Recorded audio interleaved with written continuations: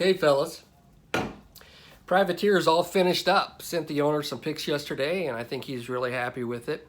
And you know, I'm really happy with it. I think it's probably one of the most rewarding builds that I've done to date. So let's take a look at it. All right, if you are going to build this kit, then I would recommend getting these two books. Now the owner sent these to me, and I'll return them along with the finished model, but they were a major help on this build. Now, he had indicated that he wanted this paint scheme, and it's the tricolor scheme, but as you can see, the dark sea blue kind of goes down a little bit farther than what you normally see on the privateers. What I ended up deciding to do is just paint this exact aircraft, and this was sent to a training squadron, VPB 197. It's kind of hard to say, VPB. Back in February of 1945, and on the tail they've got the build numbers on the tail. I don't know if you can see them here.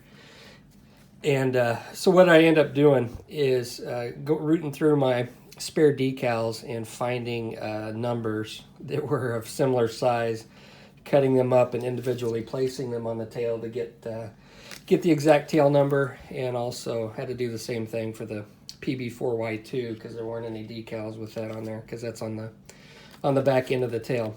But anyway, this training unit apparently had a patch, and I really like the look of it. And I assume it's a porcupine carrying a bomb, and I thought it looked really cool. So that's why I decided to use for the artwork for my base. So that just kind of gives you an idea of what we're going to be looking at here. All right, here is the finished privateer. Let's just do a little 360-degree spin. This is a pretty rock-solid plane. I manhandled the heck out of this when I was painting it, and it is pretty sturdy. And you know, well, I guess it would be sturdy if I've got half of it filled with resin and 2-part epoxy and 5-minute epoxy. So that's there she is, and I'm really happy with how it turned out. I think it looks cool, at least from 3 feet away. Now there are flaws with it, as with any model, but you know, even with its flaws, I think it is probably one of the best looking planes that I've built so far. Now, one thing I was concerned about were the windows, and I had painted Mr. Color GX2 a gloss black and then masked those, and if you see how they reflect the light, and it kind of helps with the illusion. I didn't put any other clear coat over it. They're just the gloss black underneath, and I'm happy with how those turned out. Now, when you get in close, if I can lift this up without breaking all the little fiddly bits off, you can look up close. Oh, there goes something. What the heck that was? Oh, there's my antenna on top. But there's a little bit of a lip there on the windows, and that's kind of what I was going for. And I think that also helps with that illusion. So not something I would do often, but in this particular instance, I think it was appropriate. Now for these little antennas, this is just like the kit one. I just drilled a little hole and then carved out a spot, so the owner will have to glue that stuff on because I do have to ship it. The propellers all come off. They're not glued. They don't really need to be glued. And this, I really don't think I'm going to have to, the owner's going to have to glue this on. I mean, it sits up here, and just the way it sits on the base, as long as you're not picking it up and playing with it, I mean, that's going to stay put, and then you can kind of turn it any way you want.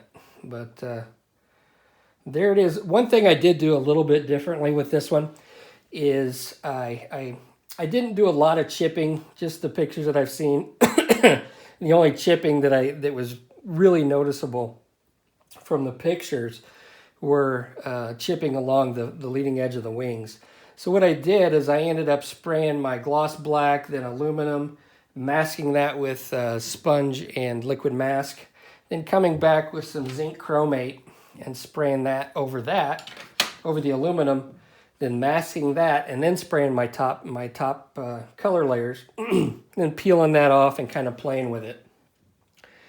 So I've got the paint as if it was worn through the paint, then into the primer, and then into the aluminum. And I think that kind of adds a little bit to it, and kind of I like the contrast of the zinc chromate with the blue color.